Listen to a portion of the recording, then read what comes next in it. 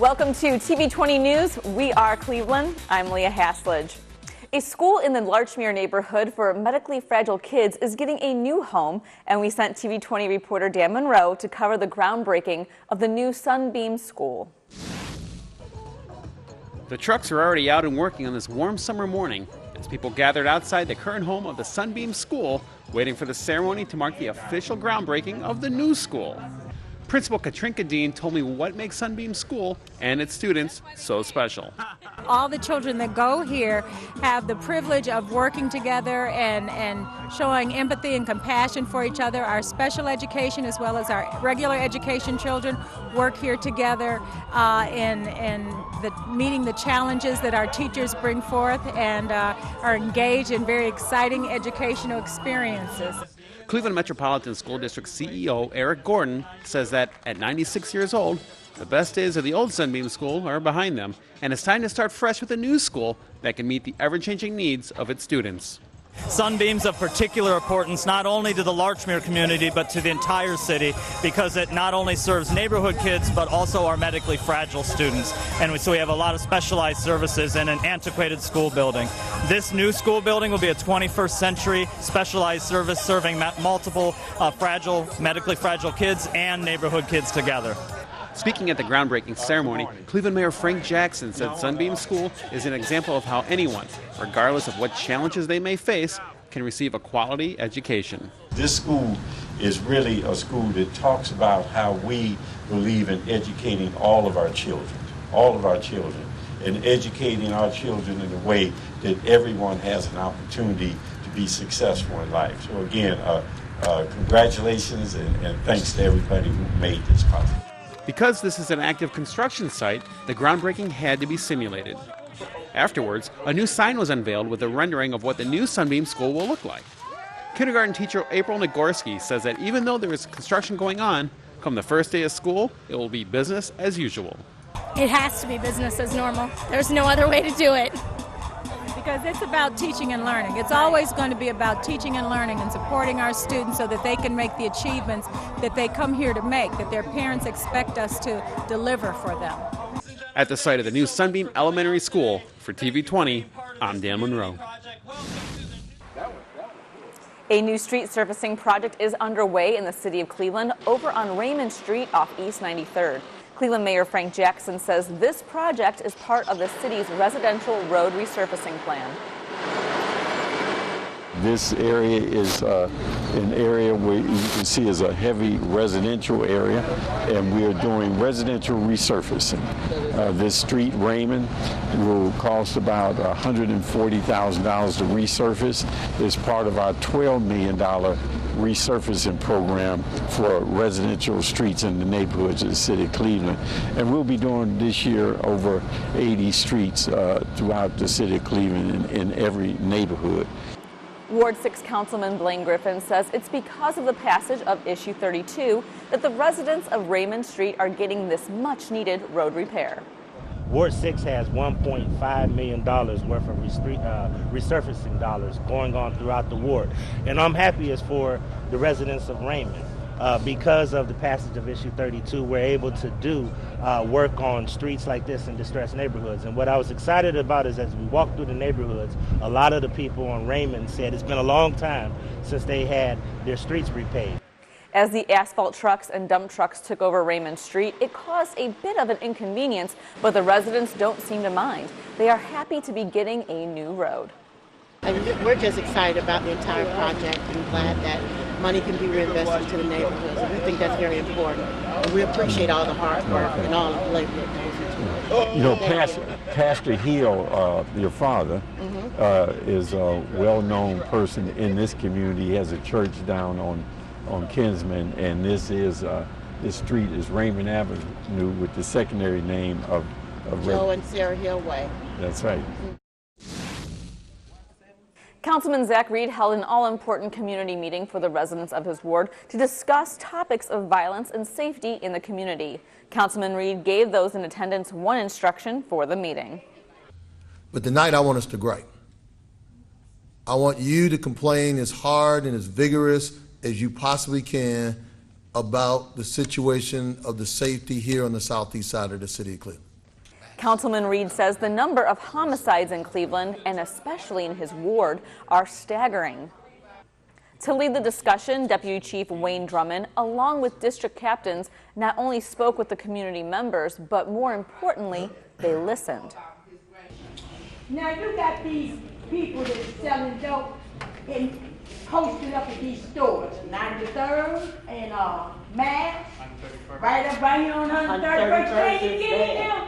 Now if you put some pressure on the owners of the store, you can put it in their pocket. See, they will clean it up. Then you ain't got to go up there. You go do something. You go find something else to do. In the end, Deputy Chief Drummond says the success of the police force in curbing violence in the community can only be aided by the involvement of the community. But it's extremely important to understand that we need you. I mean, I know you've heard it before. We're only as good as you. I mean, it's really just that simple. We need you. We're part of the community. We need your help to help us solve some of these issues, to help us prevent some of the things that are happening in some of our communities and so forth. So we need your help.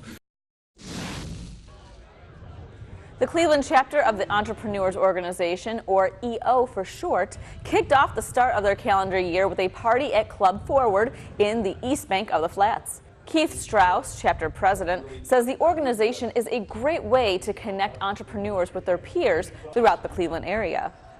It's a global organization. It's about 30 years old, looking to grow to about 20,000 members worldwide. We've got about 160 members in Cleveland.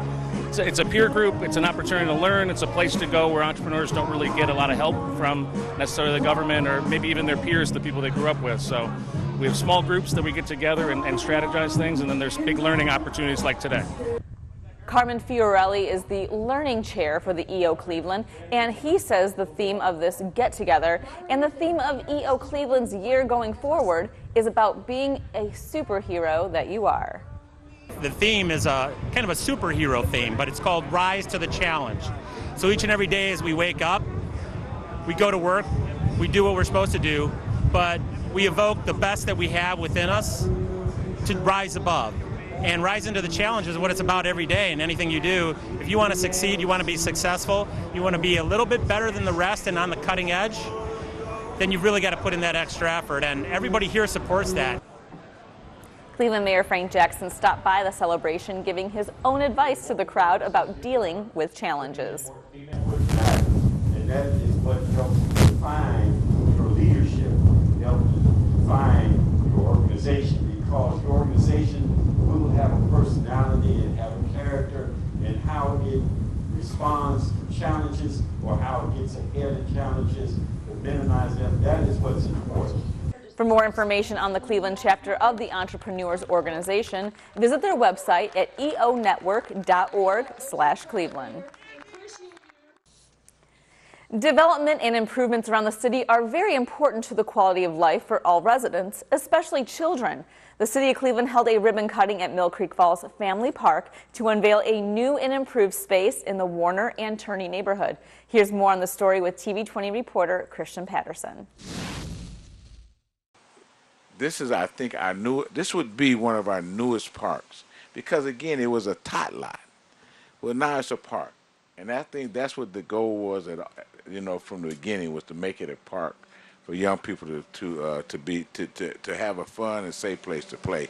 The fence was put up to keep the kids in, not to let them run across the street. So again, we appreciate it. This is a neighborhood park, and people use the park, particularly the kids, and we want to invest in this neighborhood park and really bring it up to what we believe would be a good standard for the neighborhood. And that's what this investment is about.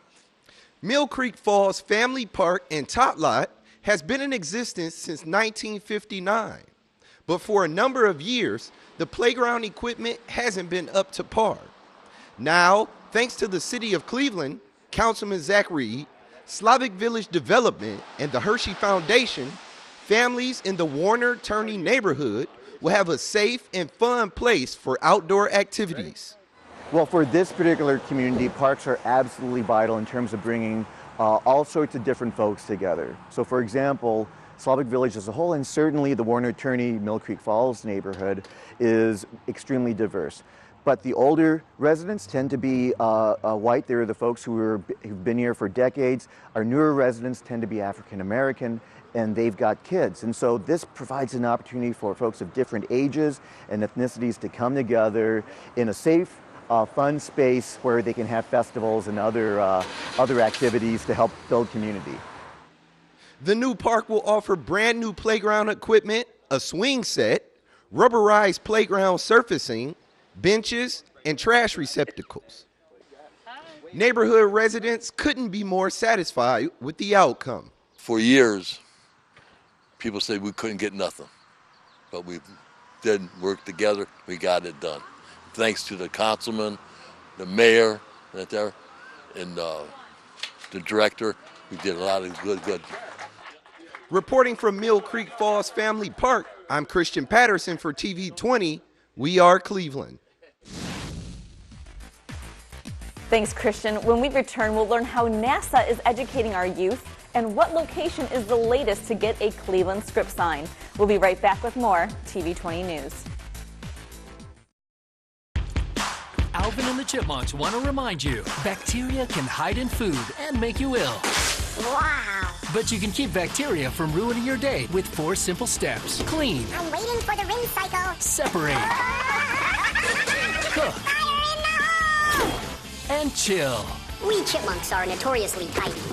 Check your steps. The road trip to food safety starts at foodsafety.gov.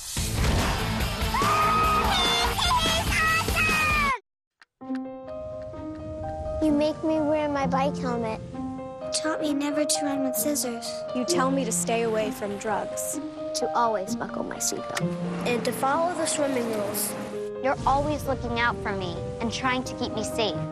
So why do you keep a loaded gun in your drawer? Here in the garage. Closet. Shoebox. Under the bed. Where anyone can get to it. How safe is that? How safe is that? How safe is that? You asked them to follow some safety rules. Now they're asking you. In fact, they're counting on you. Never let your gun get into the wrong hands. If you own a firearm and are not using it, please be responsible and be sure that it's stored in a safe place. Remember, always lock it up. For more information on firearm storage safety, visit ncpc.org. Welcome back to TV20 News. It's that time of the summer where Central Kinsman and Garden Valley neighborhoods unite for their annual Ward 5 Community Family Parade and Festival. Every summer since 2006, families have been celebrating their community, and this year was no different. The theme at this year's family event was Ward 5 United, working together as one. This year's parade began at East 30th Street and Community College Boulevard, then made its way to the festival, which was held at Friendly Inn Settlement House. The entertainment included dancing, music performances, poetry readings, and for the kids there was face painting, bracelet making, plus an inflatable playground for all the children to enjoy. Organizers say each year the festival is a conduit for positive change, creative ideas, plus it's fun for the neighborhood. Well, how you doing, Council Lady?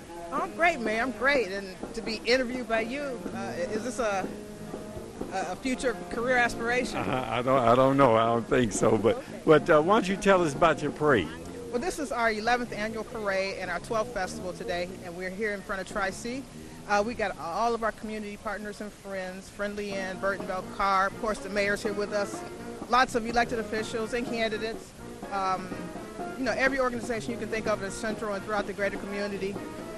Great shout out to CMHA Police, who are always here to help us, and Cleveland Police to help us make it through and navigate through the neighborhood. And the event also featured free food, health screenings, plus merchant and food vendors. The North Collinwood neighborhood was surely rockin' at the annual Arts Festival. Hundreds came out to enjoy the more than 40 local bands who played some great music at the 15th annual Waterloo Arts Festival. At the festival, there were local handmade art vendors, some of the Clee's best food trucks, plus activities for everyone to enjoy. The Arts Fest was held along Waterloo Road between East 161st Street and Calcutta Avenue. Local city officials say every year the event seems to get bigger and better. We're promoting art, but we're also promoting the real cosmopolitan flair of this community. This is an ethnically and racially diverse community, something we're very proud of, and we're promoting those types of businesses. So just across the street, you'll see a Caribbean restaurant. Up the street, you'll see a Croatian meat market. Up the street, you'll see an African-American dress shop. I mean, this is the neighborhood. It's such a great mix of people and businesses, something we're very proud of, and this festival only promotes that. This community event is produced by Waterloo Arts, a nonprofit art center whose mission is to enrich the neighborhood culturally and economically. Cleveland has a brand new script sign, and this one is on the city's east side. TV20's Enrique Correa has more. Cleveland's fourth script sign was unveiled at the Euclid Beach Lakefront Park. The city signs are located at Edgewater Park, North Coast Harbor, and one on Abbey Avenue in Tremont. Destination Cleveland, the city's tourism bureau, installed them prior to the 2016 Republican National Convention. City Councilman Mike Polensek and Zach Reed were at the unveiling of the new East Side sign. And I'm so proud, and it's already been a destination place for people to come over, get their pictures, their grandkids, their family members, so I'm so proud. Those of us who grew up in Cleveland are very proud of this town, and we have so much to offer, and this only reinforces how we feel about our city, especially in this neighborhood, so I'm so proud of all the people who turned out today for this event. I'm very happy. I'm very happy because what it will do now will bring more and more people to this park. And the more people that come into the city of Cleveland, that gives us the opportunity to then get them to not only live in the city of Cleveland, but maybe to set up a business in the city of Cleveland. So the more people see what we're trying to do here in the city of Cleveland, the more opportunities we have to showcase the goodness of the city of Cleveland, the greatness of the city of Cleveland. Destination Cleveland said there will be one more Cleveland script sign, and it will be located at Cleveland Hopkins International Airport. On the east side, Enrique Correa, TV20, we are Cleveland. Thanks, Enrique. With the direction the world is moving in, STEM education has become increasingly important for our society and especially for our youth. TV20 reporter Christian Patterson visited NASA Glenn Research Center for their 4-H Youth Development Day, which is intended to encourage youth towards a STEM career. A day like today, you've got 100 youth that are able to engage with individuals, ask their questions, and be curious in a place that we don't usually have access to is incredible. Getting kids familiar with STEM at an early age is very important.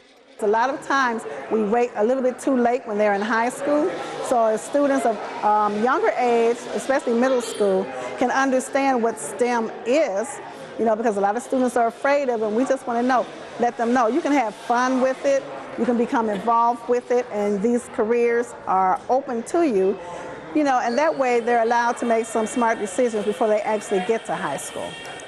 The day started off with an educational seminar, followed by a question and answer segment with a few of NASA's scientists and engineers. The kids also took a tour of the facility while participating in various hands-on activities. Here we had like a field trip that I've done so far. It was on the field trip we learned about the Mars rovers and everything, and that was really neat. I loved seeing the tire design, and I thought that was very fascinating, just to see how different it is from our regular rubber tire designs, because as you know, Mars has like the sand and the rocks and everything, so it's very different from what we have there. So, and also that was just very interesting, and also seeing the sand, how like powdery some of the sand was. They were talking about like how some areas, like one of their rovers years ago, Spirit, got like stuck in the sand and can't knock it out because the sand was very soft. I think an event like this is really important because, for instance, today we had all the different career exploration conversations. We had the stations where they can actually do some hands-on activities. They heard from real researchers and individuals who are doing things like computer science or engineering or the development of the tires, for instance, and how all of those different components are really important, and it takes a lot of different types of knowledge and experiences to make something like this happen. Reporting from NASA Glenn Research Center, I'm Christian Patterson for TV20. We are Cleveland. Thanks, Christian, and thank you for watching TV20 News. We are Cleveland. Up next, we'll have more with Christian Patterson with the Inside Sports Report.